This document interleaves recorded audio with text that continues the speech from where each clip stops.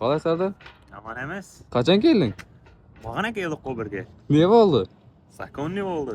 O'tdingmi? Xudoga shukr. Ona chiqib ki. Beribdi. Qani qog'ozni ko'rsat. Qog'oz seriyozniy joyda turibdi-da bu. Qani? 20dan 20. Topshirdi. Nechadanchi? 20dan 20.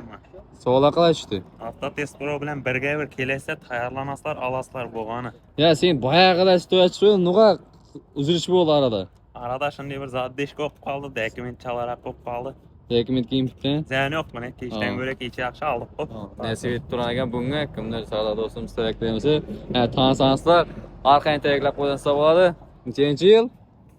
Nechanchi yil edi? 2007 dedim, vizavini qabul qilyapman. Yo, 2007 mini. Xullas, tebriklaymiz. Kimda tayyorlanma esa Avtotest Pro kelsa bo'ladi. Mustaqil tayyorlanma Avtotest Pro ilovasini foydalansa bo'ladi. Sardor do'stimizga o'xshab, hamma quvonib chiqsin nasib etsin. Hozir bo'lsa teraklab qo'yasizlar. Ertangdan grupa ochiladi, aytgancha aytib qo'ying. Ertangdan Ebitgacha Ebitdagi grupa ochiladi, ilk grupa.